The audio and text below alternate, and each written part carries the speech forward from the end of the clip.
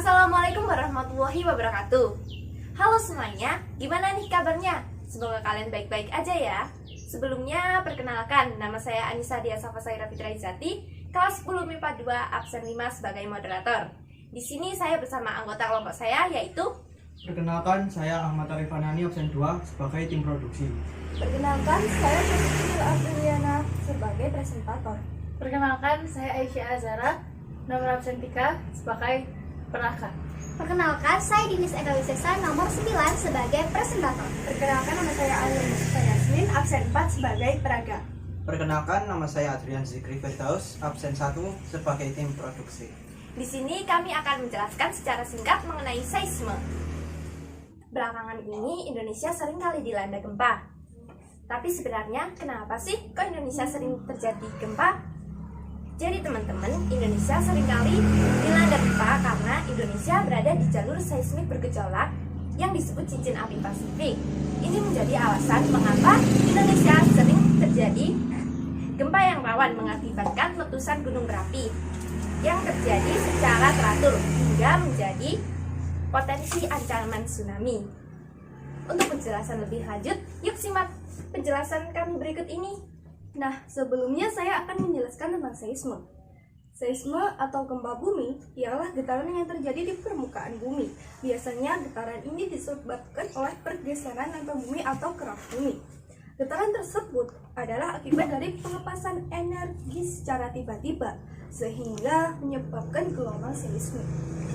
Gempa bumi merupakan proses endogen, yaitu akibat adanya pergerakan bumi.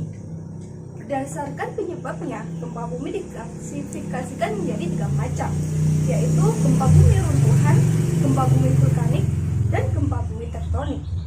Pada kesempatan kali ini, kami akan menjelaskan salah satu dari gempa bumi tersebut, yaitu gempa tektonik. Nah, kira-kira teman-teman tahu nggak sih apa itu gempa bumi tektonik? Gempa bumi tektonik adalah salah satu jenis gempa yang disebabkan oleh pergeseran lempeng plat tektonik. Gempa ini terjadi karena besarnya tenaga yang dihasilkan akibat adanya tekanan antar lempeng batuan di dalam perut bumi. Kira-kira prosesnya gimana sih? Yuk simak penjelasan berikut ini. Pertama-tama, ada suatu pergerakan lempeng-lempeng tektonik yang saling mendekat dan saling mendesak. Pergerakan lempeng-lempeng tektonik tersebut menyebabkan lempeng lain masuk menyusur ke bawah, dan itu disebut subduksi. Akibat dari proses yang sangat lama dan kuat ini, menimbulkan suatu getaran atau gempa bumi yang akan berubah menjadi semakin besar apabila terdapat sesuatu yang mengganjal, namun kemudian ikut menyusup secara tiba-tiba ke bawah. Getaran atau gempa bumi tersebut terkadang menimbulkan tanah retak dan akan membawa bangunan di atasnya jatuh ke bawah. Teman-teman, udah tahu apa belum sih dampak yang ditimbulkan akibat gempa bumi tektonik? Akibat dari gempa bumi tektonik dapat menimbulkan berbagai dampak seperti berikut. Yang pertama, terjadinya getaran di permukaan bumi yang mengakibatkan rubuhnya benda-benda di atasnya, seperti tiang listrik, pohon, rumah, bangunan, dan sebagainya. Yang kedua, rubuhnya benda-benda tersebut berpotensi menimbulkan korban jiwa apabila orang tersebut berdekatan dengan benda yang jatuh akibat gempa bumi. Yang ketiga, sementara itu, gempa bumi yang terjadi di dasar laut menyebabkan terjadinya tsunami dan gelombang besar yang menghantam daratan pantai.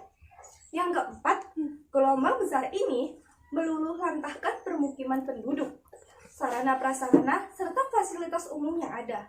Tak hanya itu, lingkungan yang terdampak menjadi rusak, berat, dan hancur total. Yang kelima, lingkungan yang terdampak gempa bumi memerlukan pembangunan dan rehabilitasi yang sangat lama dan membutuhkan dana yang sangat besar. Nah, kira-kira kalau terjadi gempa, kita harus mengatasi pakai apa sih? Jadi, hal yang harus kita lakukan untuk mengatasinya adalah yang pertama, jika ada gempa, matikan api, kompor, atau listrik yang bisa menimbulkan kebakaran. Yang kedua, membuka pintu untuk mencari jalan keluar. Yang ketiga, utamakan keselamatan diri terlebih dahulu. Yang keempat, tetap tenang dan tidak terburu-buru. Dan yang kelima, pastikan tidak ada anggota keluarga yang tertinggal agar semua aman. Yang keenam, jika gempa bumi terjadi saat sedang menyetir, maka berhentilah pada bahu jalan. Yang keenam atau yang ketujuh, cari informasi mengenai gempa bumi yang terjadi lewat media massa. Selain itu, kita juga bisa mempersiapkannya dengan mengetahui hal-hal seperti hal berikut. Yang pertama, buatlah suatu bangunan yang tahan gempa. Yang kedua, mengetahui cara mengevakuasi diri. Yang ketiga, memahami status peringatan dini yang dikeluarkan oleh BMKG. Apa itu? Ada 3. Yang pertama adalah awas. Awas adalah ketika tinggi suatu tsunami diperkirakan lebih tinggi dari 3 meter dan warga diminta evakuasi segera. Yang kedua, siaga, yaitu tinggi tsunami diperkirakan ada di kisaran 0,5 meter. Yang ketiga yaitu waspada, tinggi tsunami kurang dari 0,5 meter. Hal tersebut terjadi ketika gempa bumi titiknya berada di laut sehingga menimbulkan potensi untuk tsunami. Keempat, tetap tertib dan tidak melebih-lebihkan keadaan.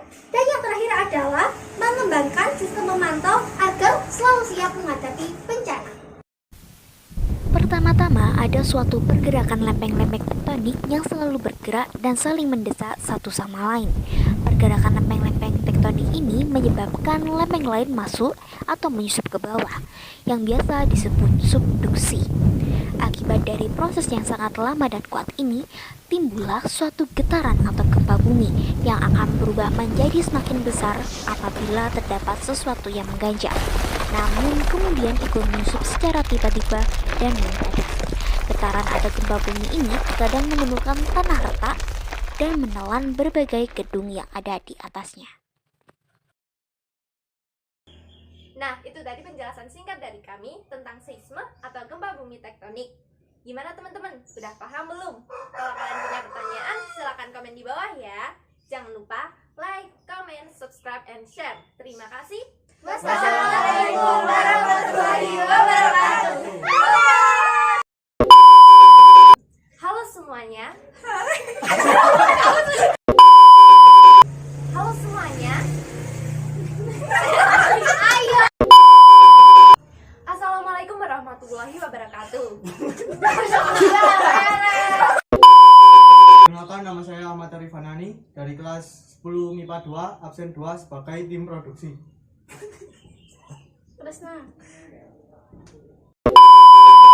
Di sini saya bersama anggota kelompok saya yaitu Yo Yasmin, Guyu. ayo orang.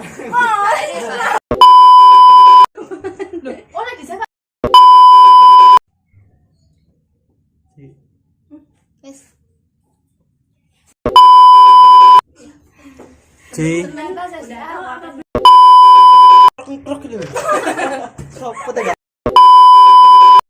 Pertama-tama ada suatu gerakan lempengan tektonik. Pertama-tama ada suatu pergerakan lempeng-lempeng tektonik yang selalu mendekat dan saling mendesak. Tapi Yasmin tidak menggerakkan. Ya, Yasmin. di sini saya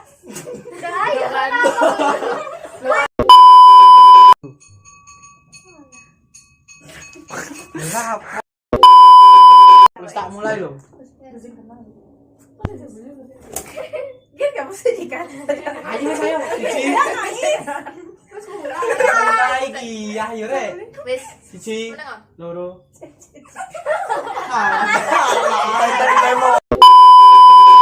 hingga ke ufuk barat.